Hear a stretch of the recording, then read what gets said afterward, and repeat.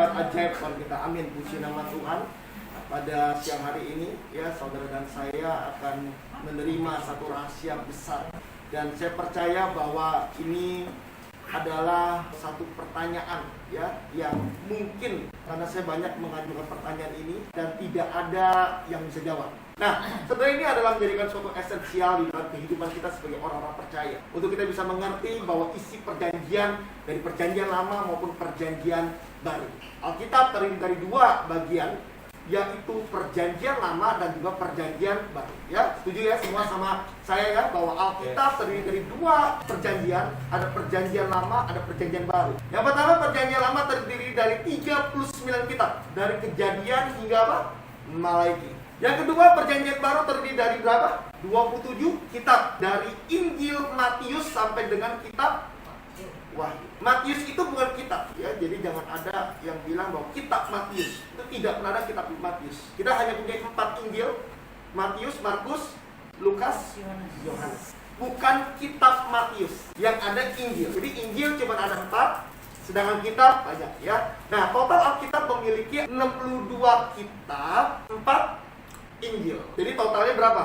66 ya. Oke, dari Kejadian sampai Wahyu. Yang perjanjian lama 39, perjanjian baru ada 27. 4 itu adalah Injil. Saudara, dasar perjanjian Allah, yang esensi dalam perjanjian lama dan perjanjian baru. Perjanjian lama itu apa? Perjanjian lama itu ditulis banyak dengan menggunakan bahasa Ibrani. Tentang apa? Penciptaan karya Allah, menyelamatkan manusia dari perbudakan dari Mesir sampai masuk ke dalam perjanjian. Jadi esensial dari perjanjian lama adalah tentang penciptaan. Ya, maka itu kejadian pertama adalah tentang penciptaan. Ya, karya Allah menyelamatkan manusia dari perbudakan dari Mesir sampai ke dalam tanah perjanjian, yaitu tanah Kanaan. Ya, Keluaran 20 ayat yang kedua saya akan bacakan. Akulah Tuhan Allahmu yang membawa engkau keluar dari tanah Mesir, dari tempat perbudakan. Tuhan ada Tuhan Allah yang membawa kita, yaitu saudara dan saya, untuk keluar dari tanah Mesir.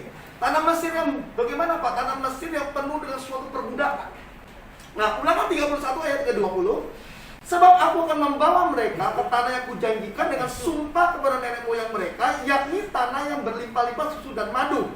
Mereka akan makan dan kenyang dan menjadi gemuk, tetapi mereka akan berpaling kepada Allah lain dan beribadah kepadanya. Aku ini akan dinista mereka dan perjanjianku akan diingkari. Jadi udah jelas sekali bahwa ada perjanjian yang diingkari. Ya, perjanjian lama dan ada perjanjian baru. Berarti ada perjanjian lama yang dimana perjanjian ini diingkari. Nah, yang menjadi pertanyaannya adalah apa isi dari perjanjian yang diingkari itu, dan juga apa isi dari perjanjian yang baru yang digenapi itu. Sedangkan perjanjian baru esensinya adalah ditulisnya terlalu banyak dengan bahasa Yunani. Tentang apa Pak? Tentang penyelamatan karya Allah yang menyelamatkan manusia dari perbudakan dosa. Jadi kalau yang perjanjian lama tadi apa? Dari apa? Perbudakan. Perbudakan apa? Mesir masuk ke dalam tanah perjanjian. Nah, tetapi di dalam perjanjian baru, dari perbudakan dosa, yaitu dari api neraka, masuklah ke dalam kehidupan yang kekal. Dua perjanjian ini sama esensialnya, ya kan? Untuk apa? Karya penyelamatan. Tapi yang pertama, perjanjian lama, ada karya penciptaan. Sedangkan yang perjanjian baru adalah tentang karyanya Allah untuk menyelamatkan manusia dari perbudakan dosa. Nah, Kolose 51 ayat yang ke-13 dengan firman Tuhan, Ia telah melepaskan kita dari kuasa kegelapan dan memindahkan kita ke dalam kerajaan anaknya yang kekasih.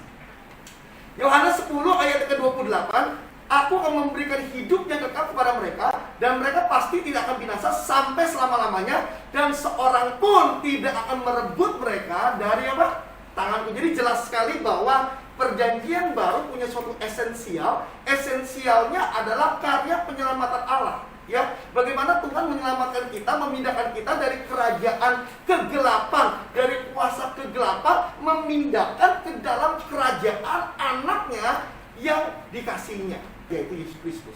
Ya, Yohanes 10 ayat 28, dan aku memberikan hidup yang kekal. Jadi hidup yang kekal itu diberikan. Hidup yang kekal adalah suatu anugerah. dari Tuhan. Tinggal hari ini kita mau menerima anugerah itu atau tidak. Ya, jadi tidak ada orang yang terlalu sombong. Saya ini pasti selamat. Saya ini pokoknya sudah mendapatkan hidup yang kekal. Hidup yang kekal adalah suatu pemberian. Ketika kita diberikan hidup yang kekal, harus kita mengucap syukur, terima kasih Tuhan untuk hidup yang kekal yang sudah Tuhan berikan, bukan untuk sombong-sombongan. Ya. Nah, dasar perjanjian Allah lagi, entitas. Tadi apa? Tadi adalah esensinya. Ya, sekarang entitas dari perjanjian Allah dalam perjanjian lama dan juga perjanjian yang baru. Perjanjian lama batal pasti. Betul tidak? Maka itu ada perjanjian yang baru. Nah, perjanjian lama batal, teringkari atau meleset dari target. Ya, harmatia. Dosa itu adalah harmatia, yaitu meleset dari target. Bukan berarti jahat. Ya, hal-hal yang buruk atau apapun juga pelanggaran-pelanggaran bukan. Tidak sesuai dengan firman Tuhan adalah meleset dari target. Atau tidak sampai kepada target, sehingga diteruskan ke dalam perjanjian yang baru. Jadi perjanjian yang lama ini dibatalkan, teringkari, dan setelah itu ada recovery. Recovery apa? Untuk diteruskan menjadi perjanjian yang baru. Bukan berarti perjanjian yang lama ini benar-benar sudah tidak digunakan, tapi justru perjanjian lama itu di-forward semuanya ke dalam suatu perjanjian yang baru. Untuk apa? Untuk saling mendukung semuanya, supaya sempurnalah perjanjian Allah di dalam kehidupan kita, sehingga diteruskan ke dalam perjanjian yang baru yang kita kenal sebagai perjanjian baru. Di Ibrani 8 ayat ke-13, oleh karena ia berkata tentang perjanjian yang baru, ia menyatakan yang pertama sebagai perjanjian yang telah menjadi tua dan usang, telah dekat kepada kemustahannya. Ibrani 8 ayat ke-8, sebab ia menegur mereka dan berkata, sesungguhnya akan datang waktunya, demikian firman Tuhan, aku akan mengadakan perjanjian yang baru. Jadi Tuhan akan mengadakan perjanjian yang baru dengan kaum Israel dan dengan kaum Yehuda. Jadi perjanjian yang baru dan perjanjian yang lama itu antara siapa? Antara Allah dengan Israel. Kita sebagai orang-orang percaya menerima perjanjian yang sama oleh karena perjanjian antara Allah dengan Israel. Cikal bakal perjanjian Allah. Ini penting sekali. Pertanyaannya, apa isi perjanjian lama dan perjanjian baru? Kejadian pasal yang pertama dikatakan di sana, pada mulanya Allah menciptakan langit dan bumi. Jadi awal-awal Tuhan menciptakan langit dan bumi. Allah memulai dengan dituliskan Kejadian pasal yang pertama, ayat yang pertama. Tetapi sorga sudah ada sebelum Allah menciptakan langit dan bumi. Pada waktu Allah bilang bahwa terciptalah langit dan bumi, sorga udah ada loh. Sorga udah ada, tata Allah Bapa sudah ada. Allah menciptakan langit dan bumi ada sebabnya. Sebabnya itu adalah karena apa yang ada di sorga. Sorgalah menjadi penyebab utama kenapa Tuhan menciptakan langit dan bumi. Sorga menjadi alasan utama, penyebab utama Allah menciptakan langit dan bumi, dan juga Adam dan Hawa. Semua ini hubungan sebab akibat. Apa yang terjadi di sorga sehingga Allah harus menciptakan langit dan bumi. Kejadian sebelum ada Kejadian 1 ayat yang pertama, terjadi apa? Pemberontakan malaikat. Yesaya 14 ayat ke-12. Wah, engkau telah jatuh dari langit, hai bintang timur putra fajar. Yang kita ketahui inilah Lucifer. Ya. Engkau sudah dipecahkan dan jatuh ke bumi, hai yang mengalahkan bangsa-bangsa. Engkau yang tadinya berkata dalam hatimu, aku hendak. Ini ada 5 kali aku hendak. Ya, saya pernah bahas hal ini, 5 kali aku hendak jatuh.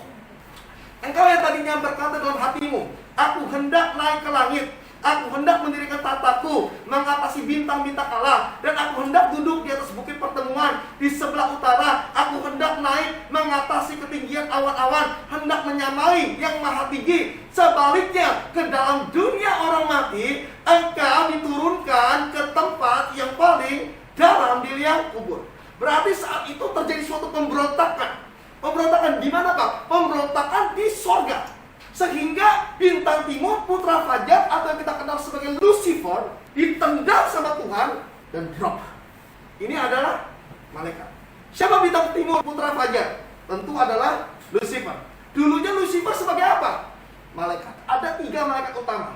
Ini yang utama ya. Jadi ada banyak malaikat. Tapi saya tidak bahas turunan-turunan dari malaikat-malaikat itu. Karena kini kita lagi belajar tentang perjanjian Allah. Kita bukan lagi belajar tentang pelayanan malaikat, ya. Nah, jadi ada 3 utama malaikat yang ada di sorga. Yang pertama adalah malaikat Gabriel. Gabriel ini adalah malaikat yang mengabarkan kabar baik, atau yang menyuarakan kabar baik dari sorga. Yang kedua adalah Mikael, atau malaikat yang namanya adalah malaikat perang, membangun proteksi pertahanan dan peperangan atas segala pemberontakan yang ada. Pada waktu ada pemberontakan, khususnya di sorga, Mikael bergerak. Jadi pada waktu Lucifer, si bintang timur putra fajar, dia berontak, lawannya siapa? Mikael. Ya, jadi jelas sekali bahwa Mikael ini adalah malaikat perang, untuk berperang, untuk mempertahankan sorga. Kenapa? Karena terjadilah pemberontakan yang ada di sorga, sehingga Allah mau menciptakan bumi. Ada dasarnya ini, Tuhan menciptakan langit dan bumi. Yang ketiga adalah malaikat Lucifer. Malaikat Lucifer adalah malaikat mesbah, atau pemuji penyembah. Digambarkan si Lucifer ini punya tubuh, semua alat musik. Untuk apa? Memuji menyembah Tuhan. Maka itu saya beri nama Lucifer adalah malaikat mesbah, pemuji penyembah, mempersiapkan mesbah untuk memuji menyembah Allah. Dia memimpin, memuji menyembah Tuhan, membentuk suatu mesbah yang ada di sorga, khususnya mesbah ini untuk Tuhan. Jelas ya? Lucifer melakukan pemberontakan dengan kehendak pribadinya untuk mau disembah seperti Allah. Jadi dia adalah malaikat mesbah yang mempersiapkan mesbah buat Allah. Tapi pada waktu dia menyembah mesbah buat Allah, dia bilang, enak juga ya, saya disembah juga, membuat mesbah buat saya juga. Terjadilah pemberontakan dari malaikat Lucifer dengan membawa sepertiga malaikat, memboikot atau mengkudeta. Alhasilnya jatuh, dilempar ke bumi. Wahyu 12 ayat ke-7 sampai ayat ke-9. Maka timbullah peperangan di sorga. Mikael dan malaikat-malaikatnya berperang melawan naga itu. Dan naga itu dibantu dengan para malaikat-malaikatnya. Tetapi mereka tidak dapat bertahan. Mereka tidak mendapatkan tempat lagi di sorga. Dan naga besar itu, si ular tua, yaitu iblis atau Satan, yang menyesatkan seluruh dunia, dilemparkan ke bawah, dilemparkan ke bumi bersama-sama dengan malaikat-malaikatnya. Wahyu 12 ayat ke-4 jelas sekali. Dan ekornya menyala sepertiga dari bintang-bintang di langit dan melemparkan ke atas bumi. Jadi gini, pada waktu pemberontakan di sorga oleh yang namanya Lucifer, Lucifer ini memboikot, melakukan suatu kudeta, membawa sepertiga malaikat mesbah, atau yang saya sebut sebagai Lucifer, melakukan suatu pemberontakan. Dan Lucifer dibuang ke bumi, menjadi apa? Iblis.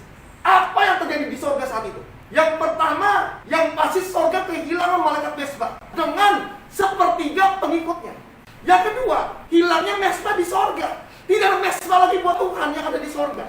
Yang ketiga, hilangnya kepercayaan Tuhan kepada malaikat-malaikat yang lain. Maka itu di dalam Kejadian pertama, kita bisa lihat bahwa Allah tidak menciptakan malaikat, tapi Allah menciptakan manusia. Kenapa? Karena Allah sudah hilang kepercayaan. Kenapa? Karena malaikat mesbahnya yang bernama Lucifer itu luar biasa, memuji penyembah Allah dengan suara yang sangat merdu sekali, dengan hadirat yang luar biasa, pemberontak. Dan saat itu Allah hilang percaya. Kalau udah hilang percaya ini udah sulit. Orang di dunia ini kalau udah hilang percaya, dia mau jadi orang baik aja, kita sulit untuk bisa menerima dia. Maka itu, ini hal yang paling sulit buat Allah. Lucifer menghilangkan kepercayaan Allah full total.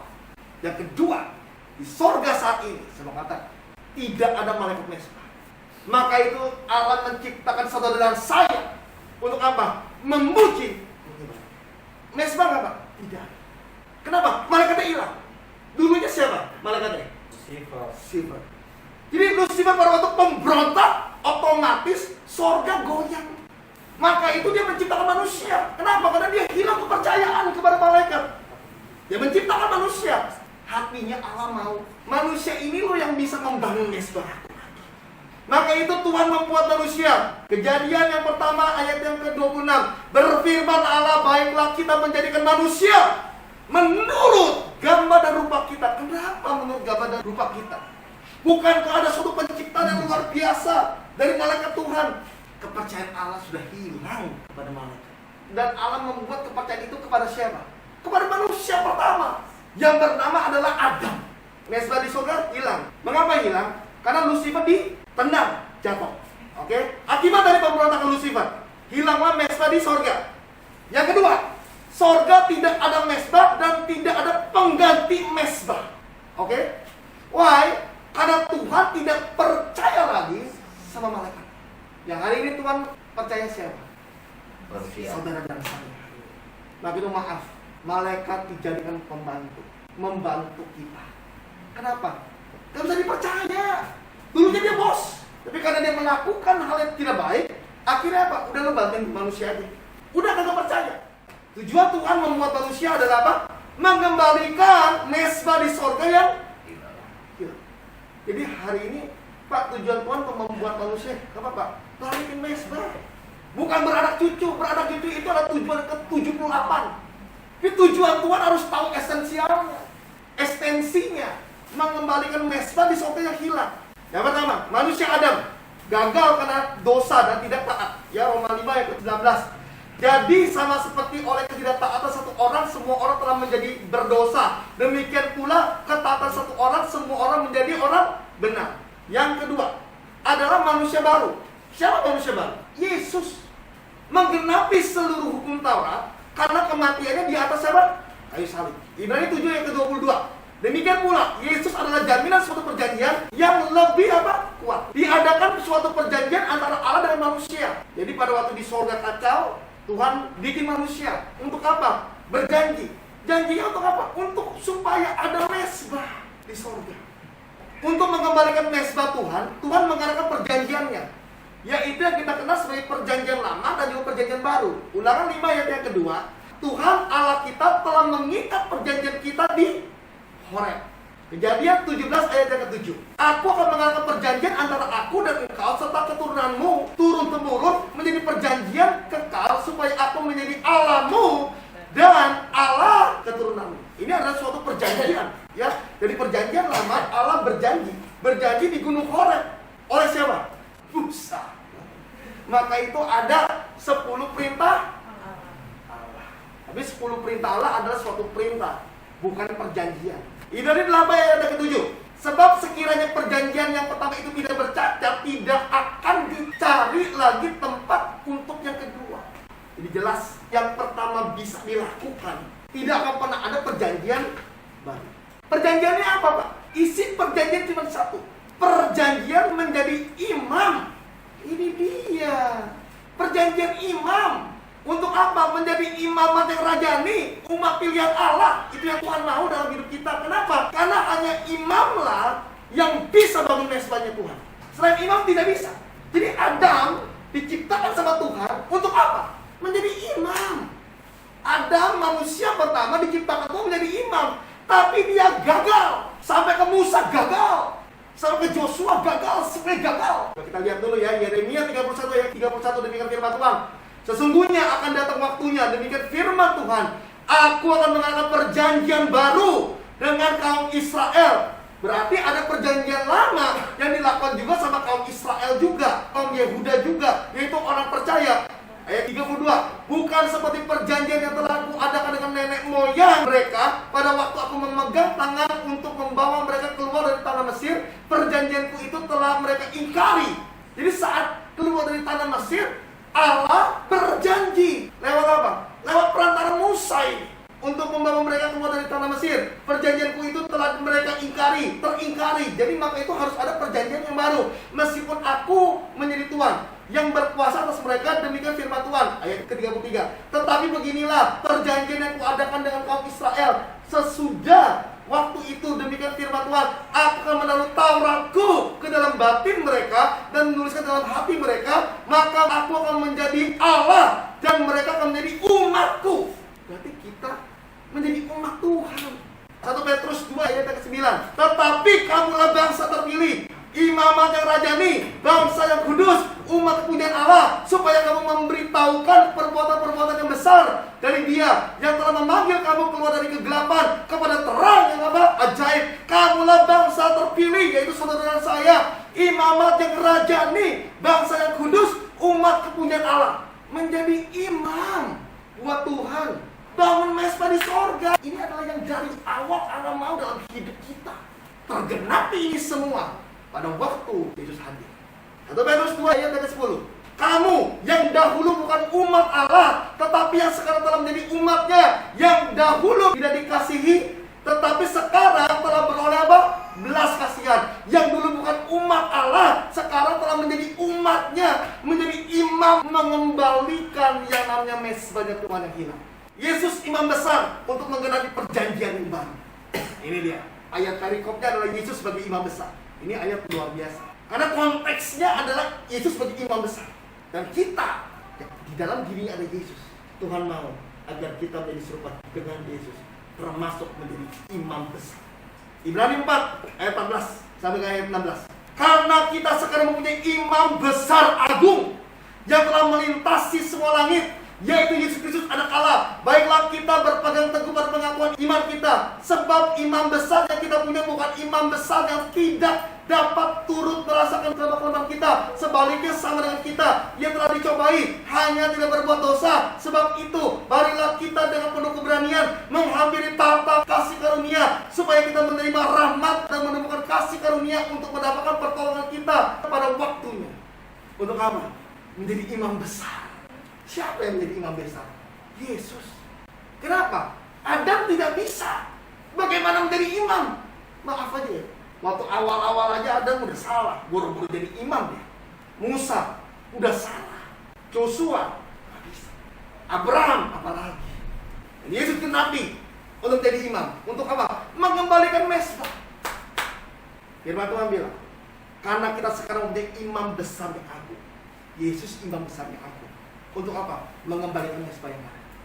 Bangsa imam untuk mengembalikan mezbah yang ada di sorga. Ibrani 9 ayat ke-15. Karena itu ianya adalah huruf besar, adalah pengantara dari suatu perjanjian baru, supaya mereka yang telah terpanggil dapat menerima bagian yang kekal yang dijanjikannya, sebab ia telah mati untuk menebus pelanggaran-pelanggaran yang telah dilakukan selama perjanjian yang pertama. Karena itu ia adalah pengantara perjanjian yang baru.